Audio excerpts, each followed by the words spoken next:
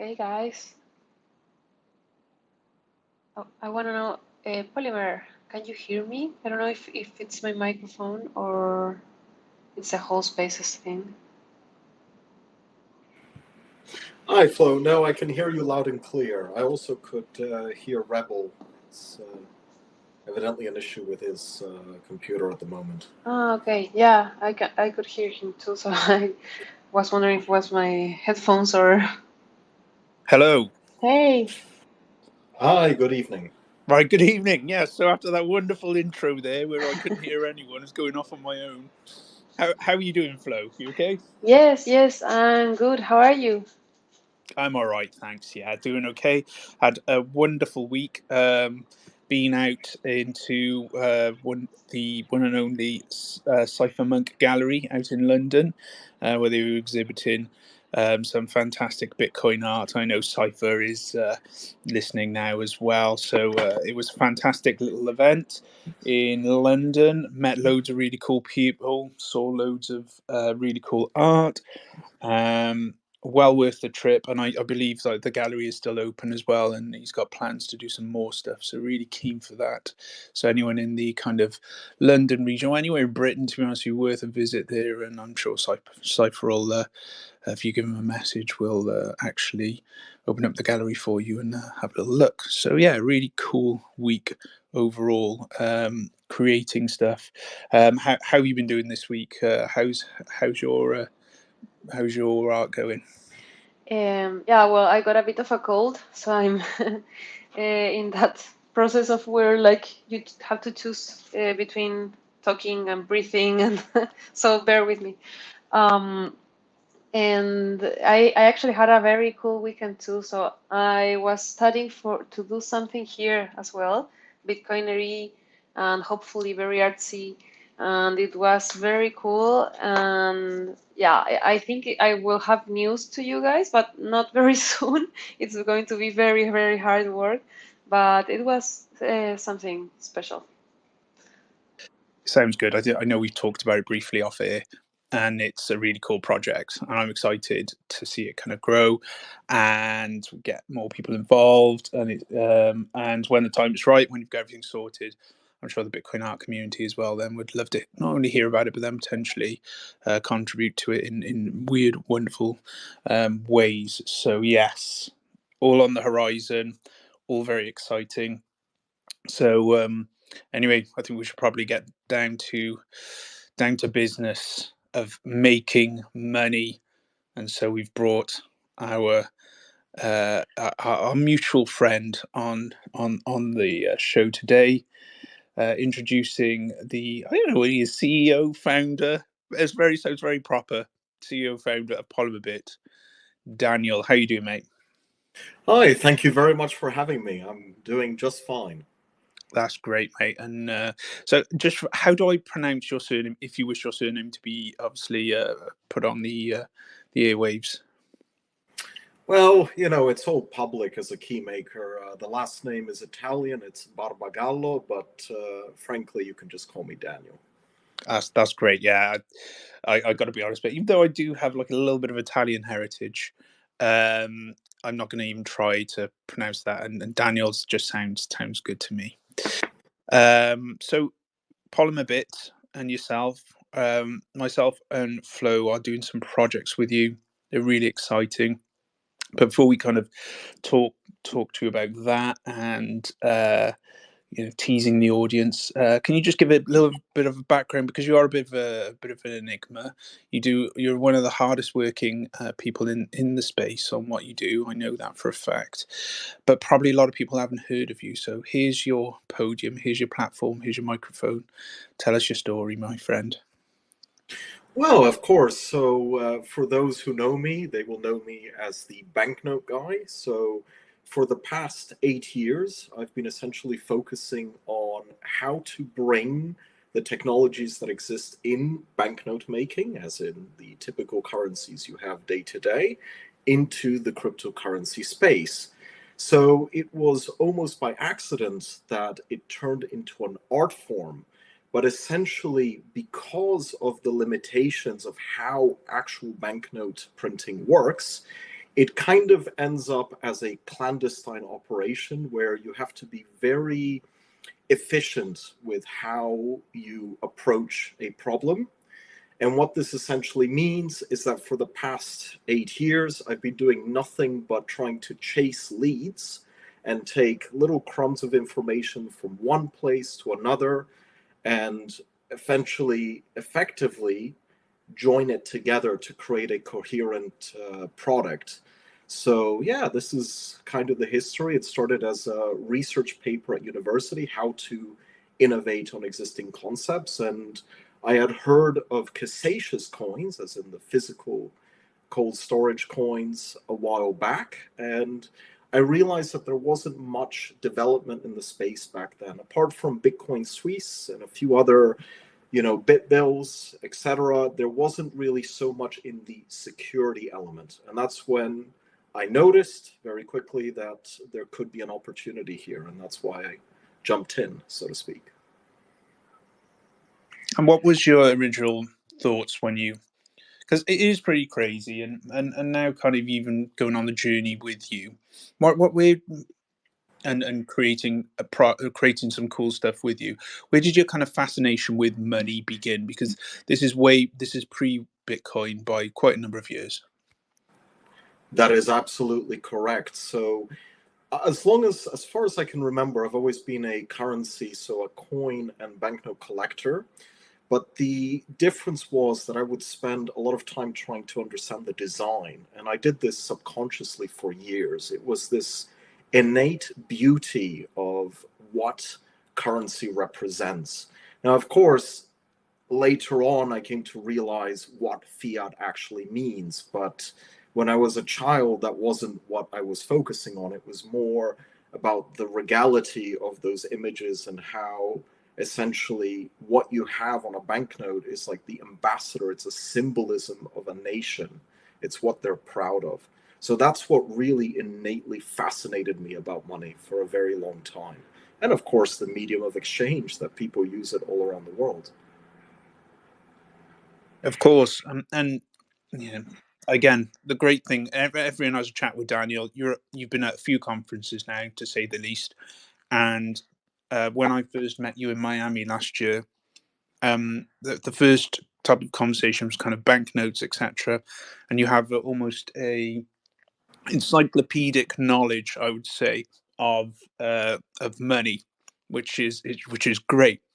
So, are there any particular banknotes or pieces that really stick out to you from the fiat world, and why is that? Well, being Swiss, I feel like this is cheating, but essentially, Switzerland has been crowned multiple times for their currency design, including the newest generation that came out in 2016. And the reason why it's so beautiful is because blending security with a design that is innately beautiful, shall we say, is extremely difficult, as I came to find out. So this is why I managed to appreciate that series. But there's many other currencies as well that have done some incredible pieces. For example, Australia with the newest generation, they really have done something special there. It's really cool. I think the most unfiat, in Bitcoin, we obviously go on about, fiat this and fiat that, but actually the most unfiat thing in fiat is probably is the beauty of some of the banknotes, ironically, because especially some of the older ones are just insane. The detail is just absolutely incredible, and obviously when talking to you, kind of had a greater appreciation, not only in the actual design of it, but then the security features then as well that are embedded into the beauty. So it's a very Bitcoin thing in some ways, because you've got this incredible beauty as well, but you've got the security behind it. Absolutely. That is without a doubt. And it's what's particularly interesting as well is how much is hidden from the average person. So you would never think twice about it in day-to-day operation, but there are different levels of security in every document. And some of these are absolutely insane. I mean, you need a microscope and specific lighting to be able to discover it. You would essentially be unable to find it in with the naked eye. It is pretty insane, and some of the insights. I don't know. Obviously, I don't. I'm not sure if I'm allowed to talk about them. I talked about them with you, kinda, privately.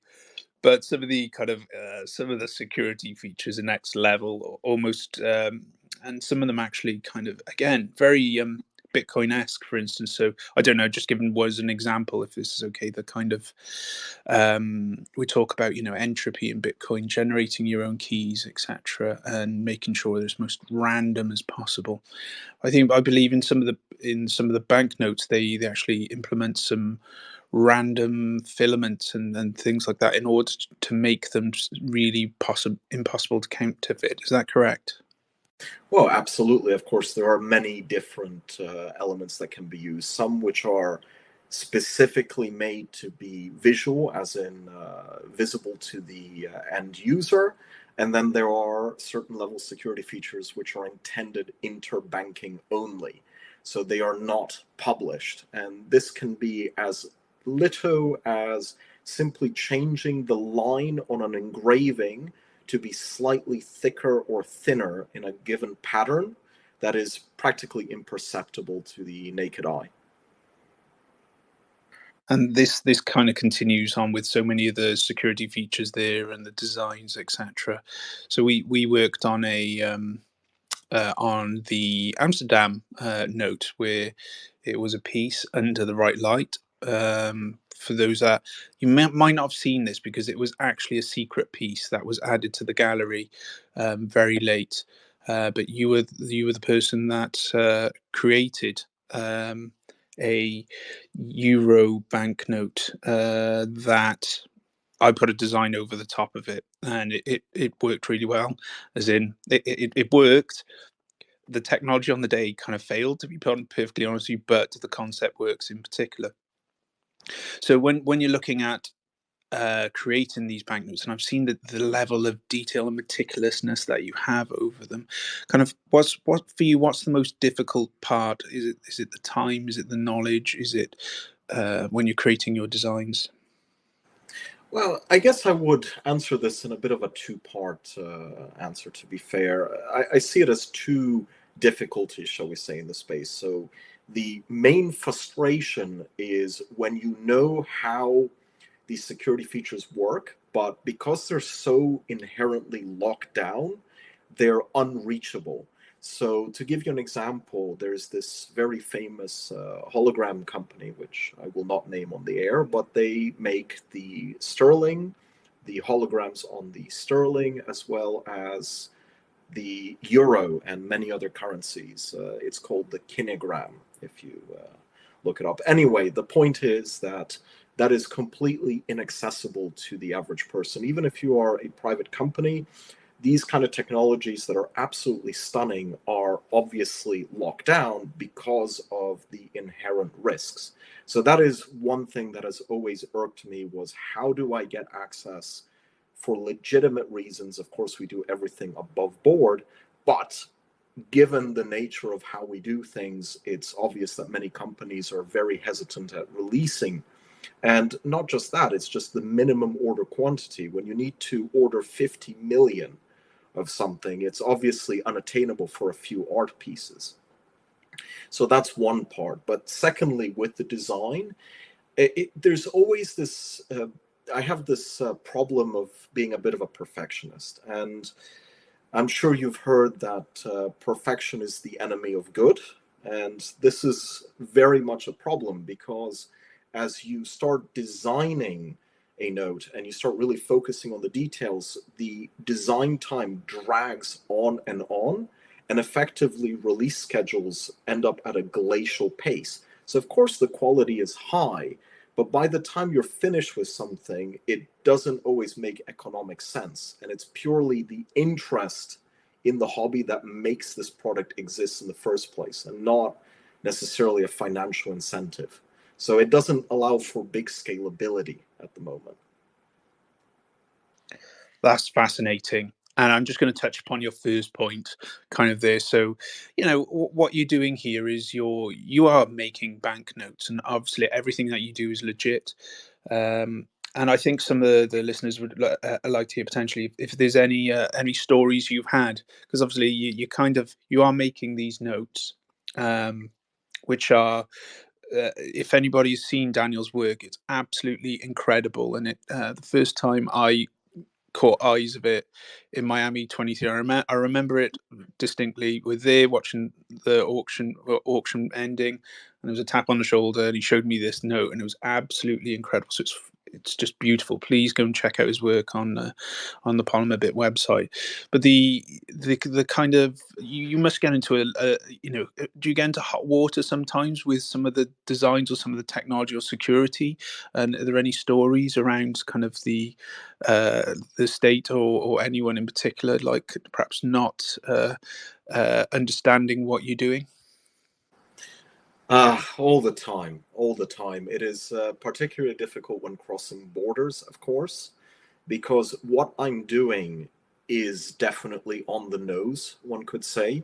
Now, to take an example of the €50 Series 1 note that we recreated for the gallery. So we followed the European Central Bank's regulations on the reproduction of currency. So in other words, we made it larger than 50%. We didn't use the same material as the genuine notes, and we also ended up deleting the source files as requested. But even then, even if you're following the letter of the law, you are still navigating in dangerous waters. You're picking up knowledge that could potentially be used for counterfeiting. And this is really something that we've had to stress time and time again. And I can tell you many stories of being stopped at borders where the notes were found and many questions were had. And while I cannot comment on ongoing investigations and whatnot, what I can tell you is that because we follow everything to the letter of the law, and by being a company that has really allowed us to stay on the right side, even then, that doesn't mean that they won't absolutely strip your car, as happened to me near Calais, where they found nearly 300 Polymerbit notes and over 7,000 euros in cash.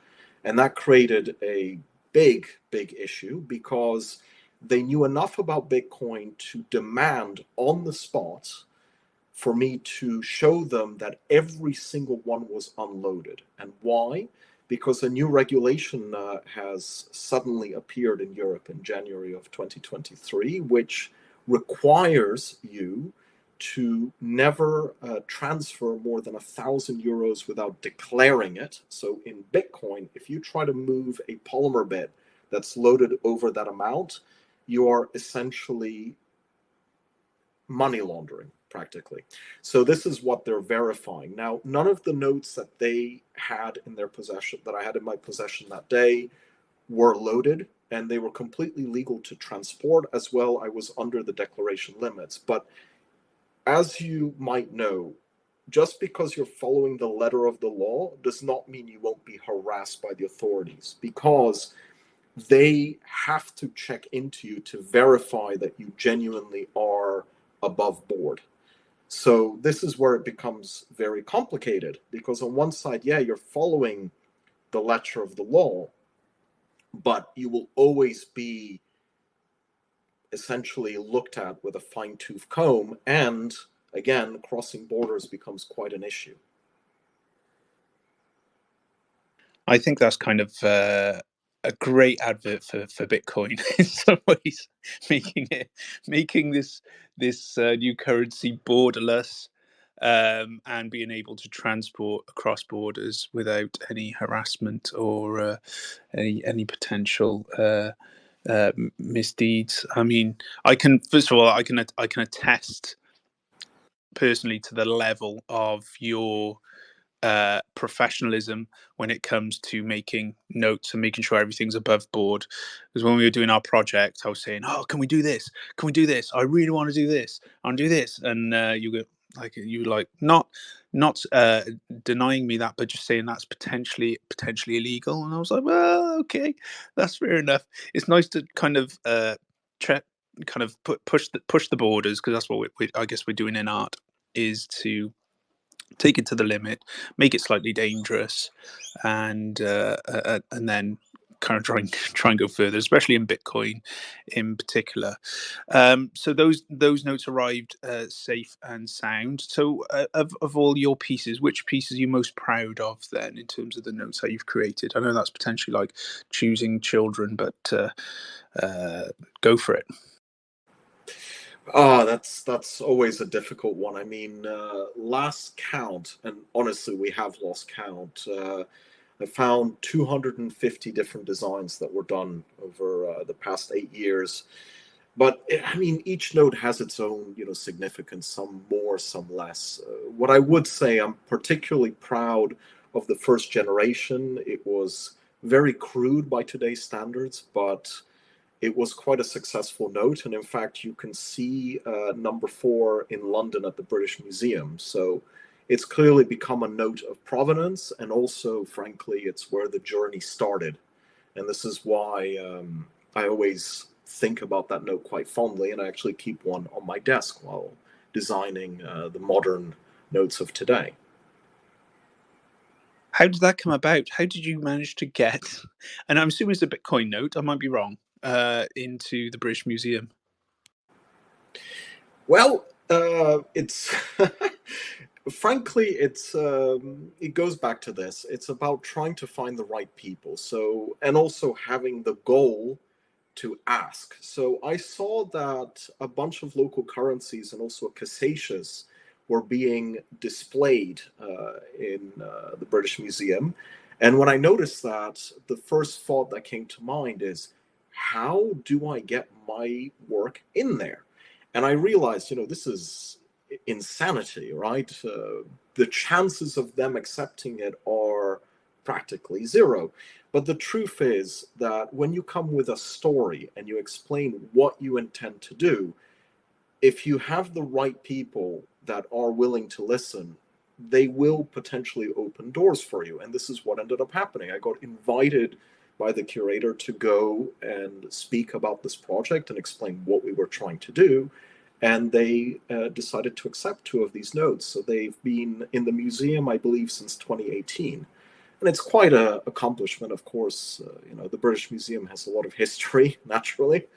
But yeah, it's about persistence, really. You have to know what a certain client, for example, or a museum would like.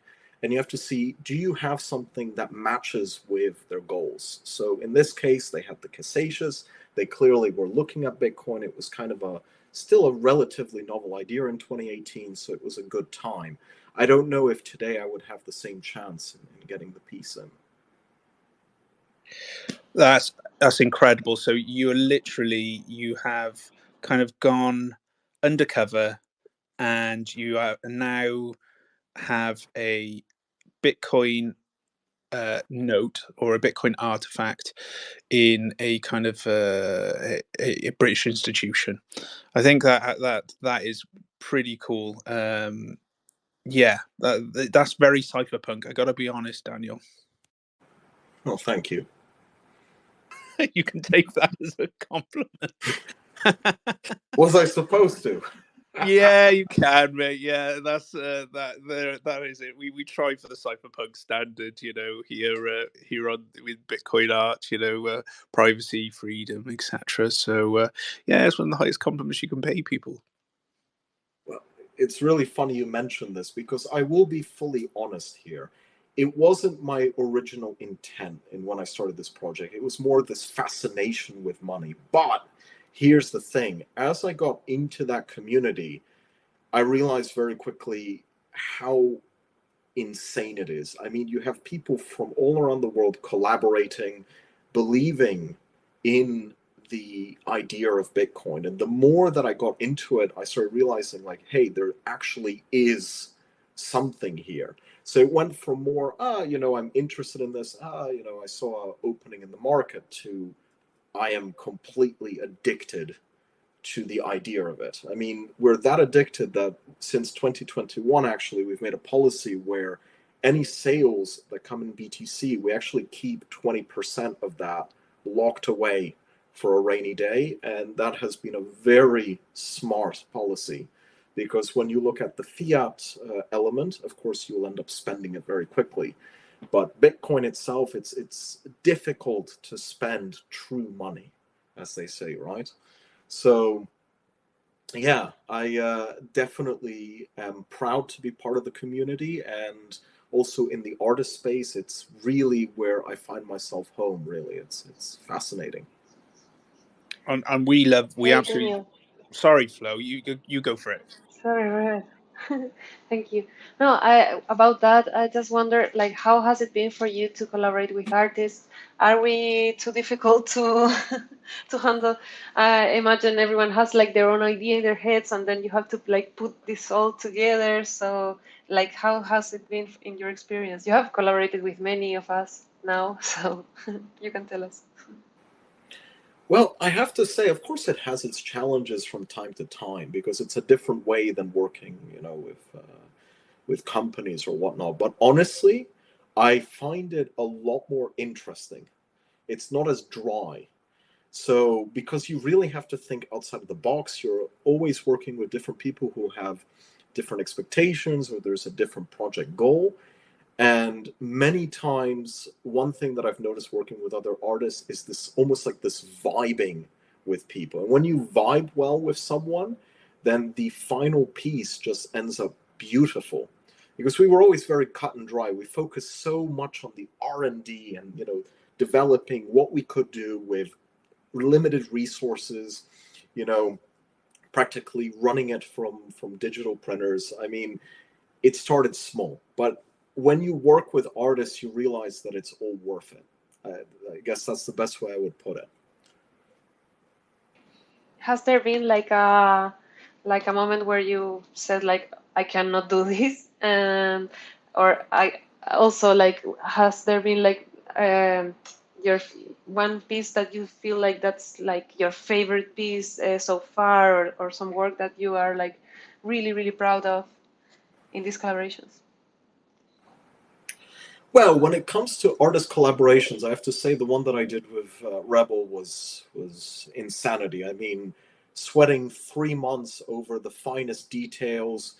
We actually went as far as getting error notes, as in error 50 euro notes, to be able to see the underlying patterns, which are not visible when you have a complete 50 euro bill. So it was that kind of insanity. But also working with Rebel and getting this in the piece, in the gallery like that, it was a fascinating story, and I loved that. But honestly, working with other artists as well, we've done a lot of background work.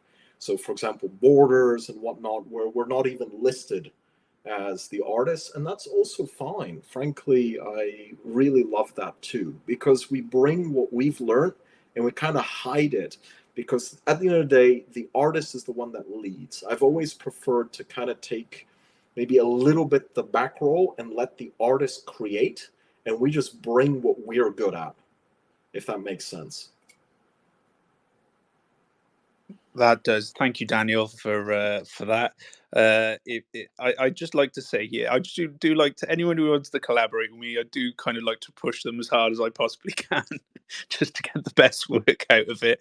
And rather than it being a challenge, it was a great challenge, and it was so much. It was fun, but it was. You're right. Some of the levels that we had to go to get the piece and everything was insane, and it really opened my eyes. And to be honest with you, it made me a better artist as well, because it made me appreciate kind of the precision and meticulousness of your work, and that kind of has made me think, how am I doing things, how I operate, and this is going on now to the next piece we're kind of making, which I'm very excited about, and it's the biggest challenge yet, I think. With what we're doing, I don't think anyone has done anything like this before. Am I correct? Without giving in too much away. Frankly, I cannot verify that for sure, but I think we would be the first in the space in doing what we're doing. That's awesome. There we go. On the bleeding edge, Bitcoin artists leading the way, doing crazy things with money, and and collaborating with some of the best in the business. So whilst you collaborate with kind of artists quite a lot as well, if obviously you don't need to name names or anything like that, but who are your business customers then? Who what uses do they have for the notes that you make for them? Well, of course. Okay, so while I will not be listing current names at the moment, what I can tell you is that it goes back to the note is almost like the ambassador, right? The ideal of a project. So our bread and butter became actually collaborating and acting as consultants for these companies in the background while creating certain designs that end up in media, for example, or in these cases, an old one, actually, a good friend of mine is currently listening to the stream, I see, and he was connected directly to the 2018 eToro project that we did, where there were, I think it was over 120 grand in modern, in pounds today, in BTC that were circulating at the time. It's craziness, but it was sponsored by eToro, and they're a massive, massive company here in the UK. And it was fun to work with them at the time to release these pieces. So very early on, of course, we had no idea what we were doing. Without this guidance, we wouldn't be doing anything like that, especially back in 2018, where we didn't feel confident enough to work with keys. So we gave that part up. And I don't know if he wishes to be exposed, so I will stay quiet on that. But yes, I'm very grateful to that person indeed. That's great. And for those people that are just joining us, you are listening to The Art of Freedom. We're here every single Monday, and we're here representing the Bitcoin art community and talking to some of the leaders in the space, their thoughts, views, and their projects. This is not kind of just a forum where I just chat to people and Flo just chats to our guest. It's also, if anyone wants to step up to the mic and ask any of us, myself, Flo, or our guest today, Daniel from Polymerbit, if you want to come up and ask a question, please just send us an invite on here. It'll come up and we'll get you on the mic as soon as we can. So there is some crazy stories going around as well, Daniel. Like, I mean, I kind of, after our initial meeting in Miami, and we've got a few collectors in the audience today, there's some crazy stories around kind of like the Casacious coins, etc., and the background behind them. I just want to kind of, I guess, touch on that a little bit.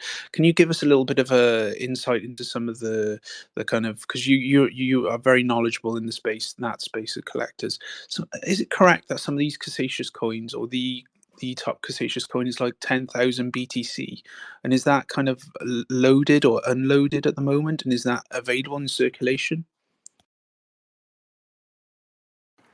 If I recall correctly, the largest is the 1,000 Bitcoin, but I could be mistaken. I do know that both bars and coins existed at the time, and of course, Casacious is the first major, production of cold storage coins, and it was insanity. I mean, we're talking over £1 billion worth of cryptocurrency, of Bitcoin specifically on this. So, as I would say, as far as I'm aware, it is 1,000 is the largest, but still, 1,000 Bitcoin. If you think about that, the insanity of keeping 1,000 Bitcoin on a cold storage document like that. I mean, it's where would you even ensure that, right? So this is crazy, because when you look at when Casacious was actually selling these back in, in 2011 to 13, a Bitcoin was a few dollars. So it completely changed the name of the game. I mean, if you look on eBay and Stacks and Barrels and all these great auction houses, you'll realize that even a peeled Casacious will easily go for over $500. I mean, that is absolutely showing the embodiment of how there is actual value in what artists are making. If we create physical pieces, people have a thirst for that. They want a physical representation of something intangible. So Cassatius was really the market leader on that. And of course, we see them as, I'm a great fan of his work, and his story is crazy. Like, perfect example where he got shut down as a money transmitter because of the insane amounts that he was moving in Bitcoin. And the authorities realized very quickly that this wouldn't work. And it kind of goes back to this. It kind of adds to the provenance of the piece. And then you have, for example, the Otto collection that was sold on Heritage. And those who don't know, Heritage Auctions is basically like the Sotheby's of coins and banknotes. I mean, it's insanity. We're talking about the top level dealers seeing this. So there is a clear shift. Stacks being the absolute leader, by the way, they have moved the space from Bitcoin talk and a few private sales to big, numismatic houses. So the value of what we're doing is just going to keep skyrocketing, in my opinion. It really can also be seen with Polymerbits. I mean, some that we would sell for $20 at the time now sell for $1,500. So now is a good time for you, pardon the pun, to make money then, and get in on this action. Maybe so, but we have a policy where we don't auction ourselves. We never compete with the customer. And I'm aware that that's leaving probably tens of thousands of pounds, on the table. But the reality is, long term, that would completely collapse the market. Because how can a customer compete with us if we can just keep throwing the number one serial number? We keep them internal, some of the notes I keep in my own private collection. If I wish to sell it, I might sell it at one point. But trying to rush ahead of this, I think, is wrong as a maker. It's better to kind of take a step back and don't mess with market forces, because the second you try to affect it is when you will fail long term. As the the Federal Reserve is going to find out, I think, in not too long, and you already were seeing the effects of it. The money printer on that level. We talked about the Cassatius coins and the insane levels of value on that. I mean, I remember a conversation saying, that's literally, you can go with that coin and you can buy an island, and there obviously there is obviously an inherent risk associated with creating physical Bitcoin pieces, because of the key maker has to be completely trusted for the whole thing of not your keys, not your coins. Definitely holds true here. So when you create the keys, you are the key maker of Polymerbit notes. Well, obviously you're not going to be revealing the trade secrets here, but how do you go? What levels do you go to, and measures do you take in order to make sure that the keys are completely safe? Well, of course. So first of all, I do appreciate and respect the very nature of what we're doing is kind of going against the grain of what Bitcoin is supposed to be large scale. I would never recommend people to use our cold storage devices for massive amounts of BTC, nor would I recommend anyone who hasn't made their own keys and is 100% certain of their own work, as in that they've used an air-gapped computer, for example, that they should even produce them, because there are so many inherent risks. And this is why, if you look at our notes, you'll realize we're always pushing for lower, more nominal amounts.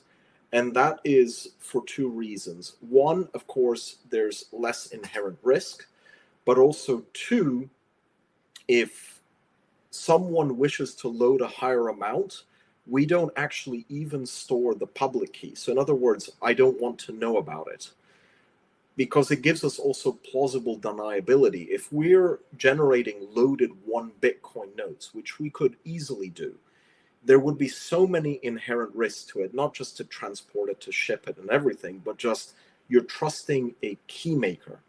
So we have tried to mitigate as much as possible the risk of trusting a key maker. So one is pretty obvious. By being a company, there is something known as piercing of the corporate veil. So in other words, if we were to try to steal any of these keys or have some kind of security flaw, realistically, the inherent risk is I would be completely legally liable and can, in fact, be prosecuted here in the UK for it. So by being transparent about who I am, what I do, and the fact that I'm one of the directors of the company is pretty obvious. And every note has the signature of the key maker.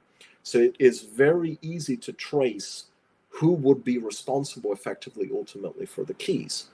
So that's one thing, and that's actually following in the steps of Cassatius. He did the same thing. He made it very clear that he was making the keys. He made it clear, the risks, and we kind of followed that footprint. And also getting advice from many of our dear friends on Bitcoin Talk exactly how to run it.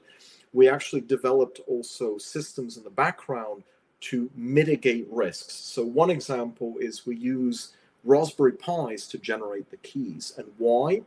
Because essentially the way that the system is designed is all the keys are written to RAM. And by writing it to RAM, the second you pull the power, essentially, and you flush the memory, it's gone forever. The inherent risk of doing it on a normal PC, for example, on Windows, as we did in the past, was we'd have to completely incinerate the hard drives, because if the hard drives could have been located, then what would have essentially happened is potentially the data could have been recovered, and that at this point we suspect would have been more than £3 million lost in that case. And we stopped actually counting since 2021. We don't follow what people do with their notes unless it's a loaded document, so a loaded note that we issue, for example, with the Birds of the World series. There we keep the keys, the public keys, because we need to be able to actually load them and verify, that they've arrived and whatnot. But private keys are always wiped. The same thing with the physical printers that we use. We have a flushing technique. So what we will do is when the physical paper is run through, the material is run through, when we're done with printing the keys, there are two processes that happen. One is quite simply we pull the plug and drain the capacitors of the printer. So that wipes it. But before we even get to that stage, on the physical Raspberry Pi, that's been completely air-gapped, by the way, on the Pi itself, there is a very heavy 2 gigabyte file of basically very heavy imagery that gets pushed into the printer. And what that is doing is it's overloading and overwriting the RAM of the printer. So by doing a digital and both physical solution, we know that the printer then is completely safe because all the data has been removed, as in the keys cannot be recovered in that case. I think that I think that's a kind of for those kind of who have never met Daniel, I think that's kind of the comprehensive answer there, and how meticulous he is, an example of how meticulous he is, not only with security and process, etc., but his work ethic, etc. So I really appreciate that, and and that gives obviously a lot of confidence and then trust in people purchasing Polymerbit products, and as well as us artists as well, because I be honest, Daniel, I'm like, well, we know each other now. I'm perhaps not the most vigilant at times, maybe just as kind of as an artist, maybe. So it's wonderful to have someone like yourself who is there making sure that everything is correct and everything is in the best possible way. We've got just a tweet from Cosmos, who's in the room, I believe, and they're confirming that there are 3 Cassatius coins with 1,000 BTC on it. If you were collecting them around about that time, and this in the back of the cupboard, now's the time maybe to get your coin collection out and check, see if they're worth a few bob. So we're kind of approaching kind of the last stretch now of our show, Daniel. And Flo, I don't know whether do you want to talk a little bit more about your piece with Daniel, or I don't know what level of kind of what you want to reveal yet. I think we can reveal some stuff. It's been super interesting. Well, I think I have tried to break the law many times unknowing. Thanks to Daniel, we get back to not doing that.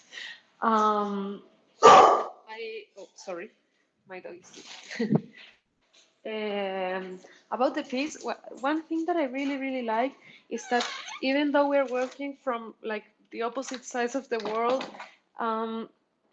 we're dealing with a physical piece. So Daniel is going to physically do his job, like print it there, and then we move it across the world, like playing with this idea of not of boundaries and all of that.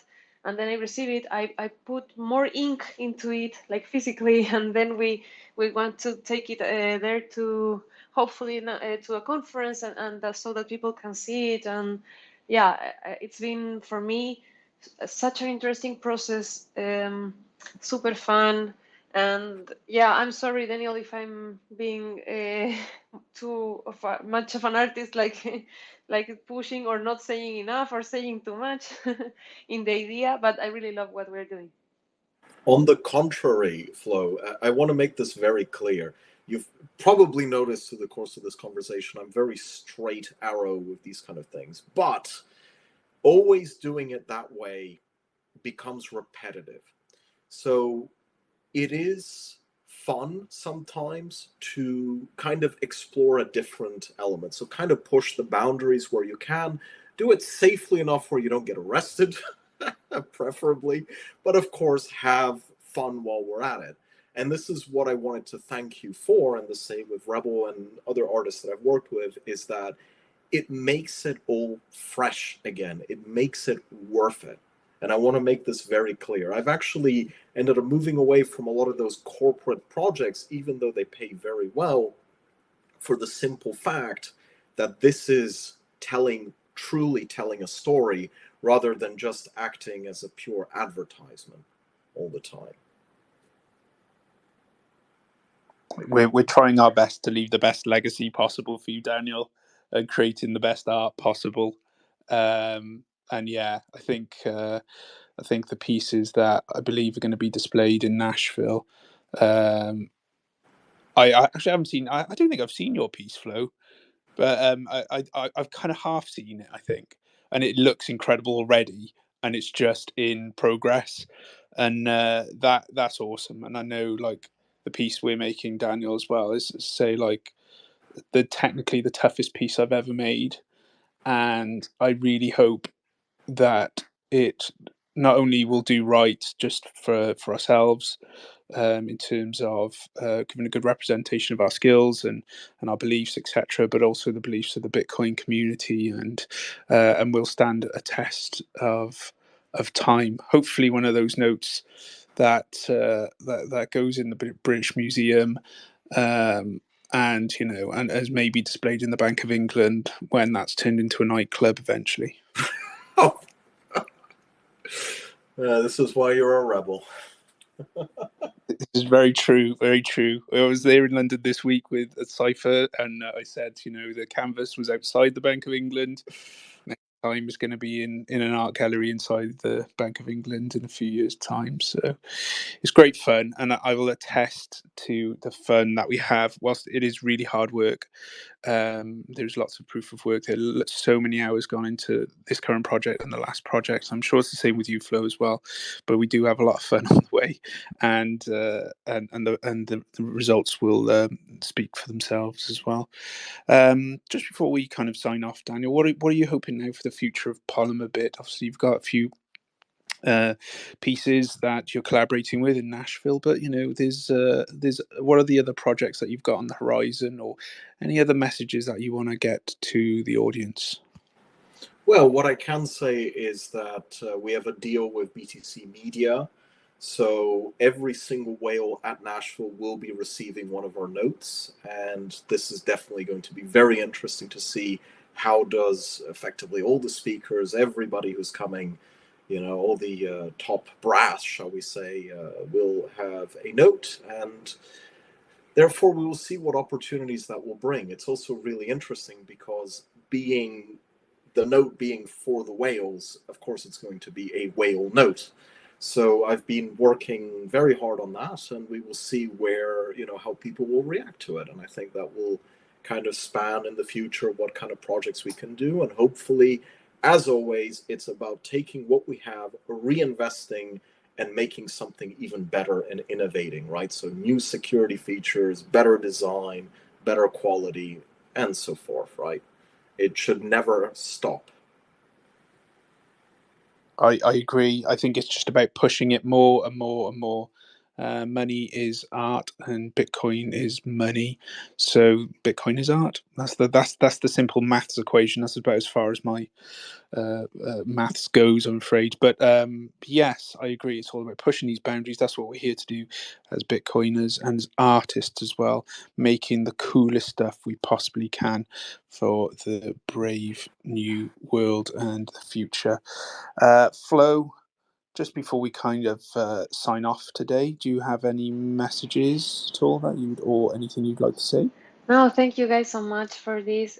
Sorry that I'm being a bit off today, but I loved hearing and always learning more about art and what we're doing. It lifts my spirit. Thank you everyone who is listening to us and who joins every week. And yeah, thank you Rebel and Daniel, of course, for this conversation. Thanks for having us. Thank you for coming on, Daniel. We really appreciate it. This was the Art of Freedom. You listen to it every week, same time, on Twitter Spaces, where we get some of the best talent in the Bitcoin art space around and hear their stories. Next week, however, we're having a bit of a turnaround, so we're being taken over, and one of the guys in the audience is going to be interviewing us. We've got Bitcoin trading cards. They're going to come on, and Asanoa as well, and they're going to interview myself and Flo on our Bitcoin trading card, of which I still haven't seen mine out. It's so rare, I still haven't seen it. So I'm going to ask them a lot of questions next week. Where is the card gone?